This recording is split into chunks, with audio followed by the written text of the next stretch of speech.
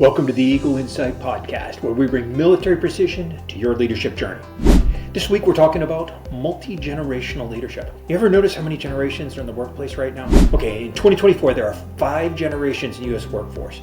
It's the silent generation that's born between 1925 and 1945, and included in that is the greatest generation, those soldiers that went to World War II. Baby boomers born between 46 and 64. Generation X born between 1965 and 1980. That's my generation. Then you have millennials between 1981 and 2000, and Gen Z born between 2001 and 2015. They're making up most of the generation that's going into the workforce right now. The different percentages can depend on the source and in the industry. Baby boomers are still making up a significant portion of the workforce, but their numbers are decreasing. But the Gen X, relatively small generation, but have a substantial amount of leadership positions right now. And millennials are the largest generation in the U.S. workforce and make up most of the middle management and a lot of the labor force. And then you have Gen Z, the youngest generation in the workplace, and they're entering in large numbers. They bring fresh perspectives and skills. It's important that the percentages that fluctuate all over the place, all over the time, but the specific demographics can vary depending on your industry, your location, your company. There's also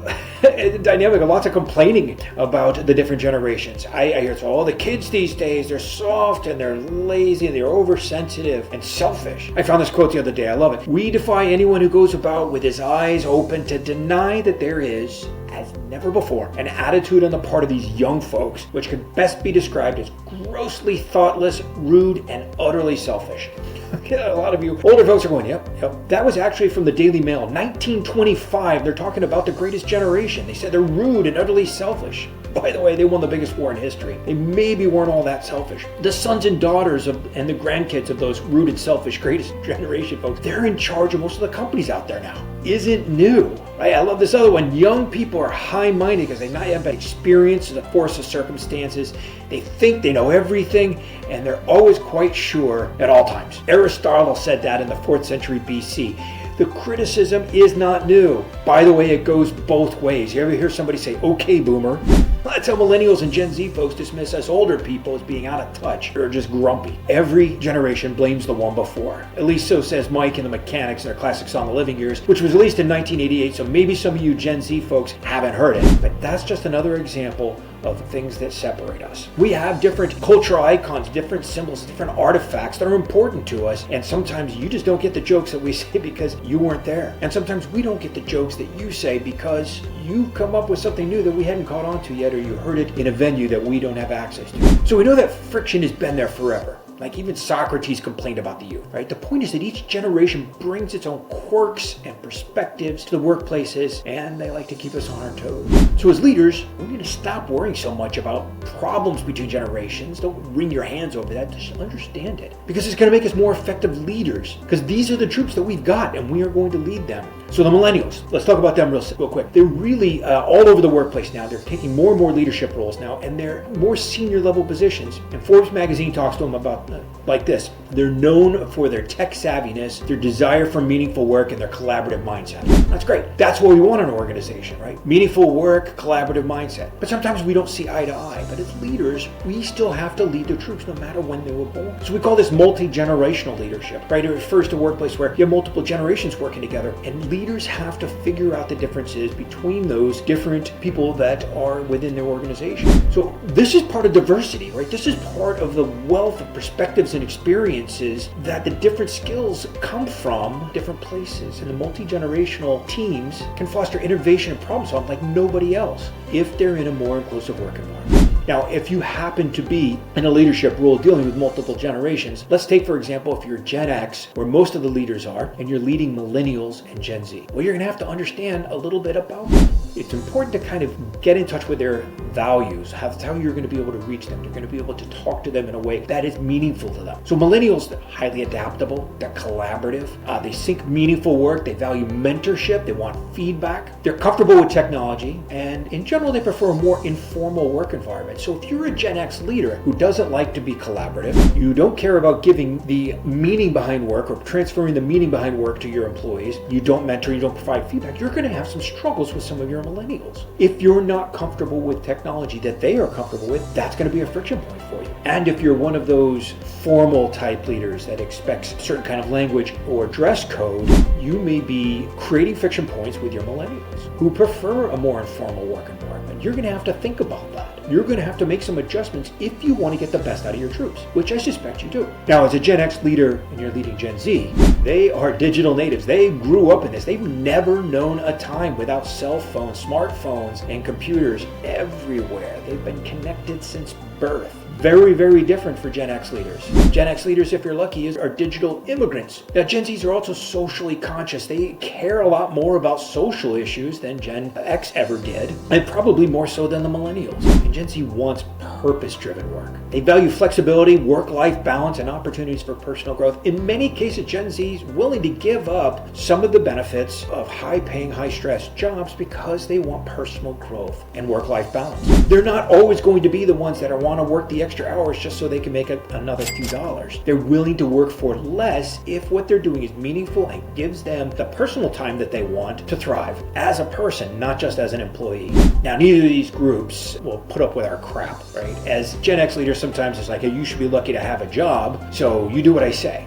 Toxic leaders are not going to make it with millennials and Gen Zs. They're going to call you out on it. And they have no qualms about leaving your company if they don't like the way you're treating them or they don't feel like they belong. Now, sometimes they can be non-confrontational about it and they'll quietly quit on you. They'll do just the bare minimum and slow roll things, and it'll cost you. It'll cost you a lot in your productivity, it'll cost you a lot in your accomplishments, and it'll cost you a lot in energy trying to get them to the next step because you haven't dealt with what they really value. So leaders, that's what you've got to do, is tap into what is really important to them. So that's going to require some open communication, right? It's going to require you to build trust with them.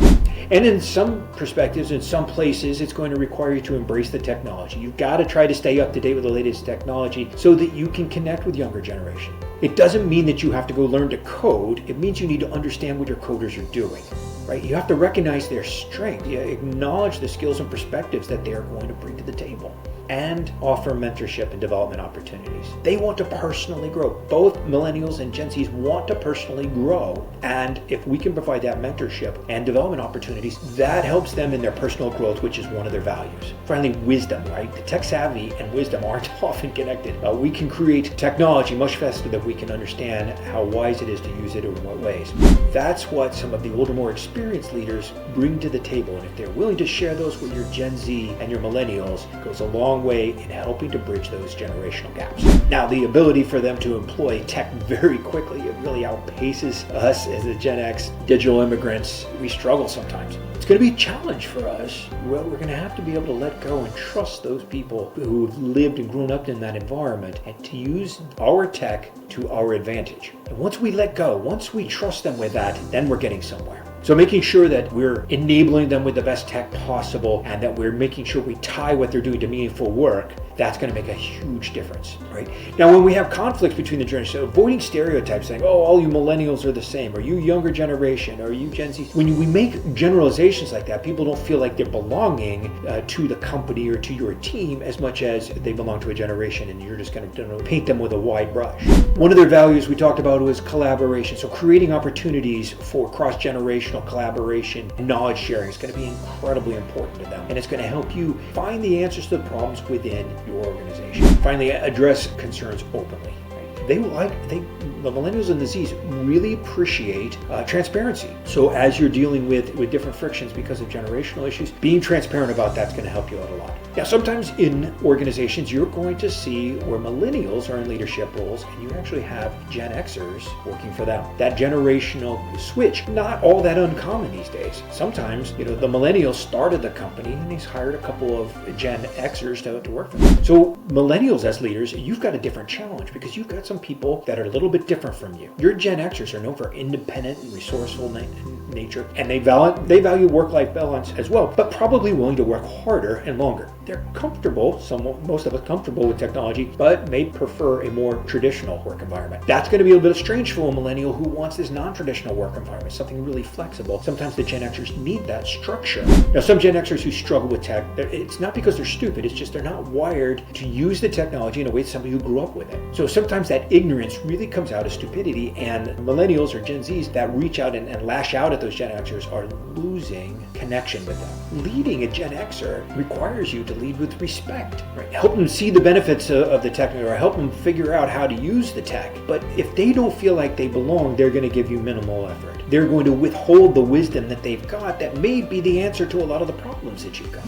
Now, as a millennial and you're leading Gen Zs, the digital native skills are going to be even greater than yours. They're going to adopt technology much faster even than the millennials. And so if you're a millennial leading a Gen Z, you've got to watch for that, because sometimes they will go for the next flashy, shiny object. Oh, this new app is going to be better. And if you're constantly changing tech, you're going to whiplash your organization. So getting them to tap the brakes and seeing how one small change cascades throughout your organization is going to be really, really beneficial. But also keep in mind, those digital native skills are going to be really, really useful to you as leaps of technology capabilities come out. And then there's the other non-tech piece of it that's going to be really interesting. Between this social consciousness that Generation Z brings to the table is very different from the millennials. Gen Zs also want purpose-driven work, but they also want to see how they are socially moving society forward through their work and through their activities. So being conscious that that is something that's important to them is going to be really interesting and a challenge for some of the millennial leaders.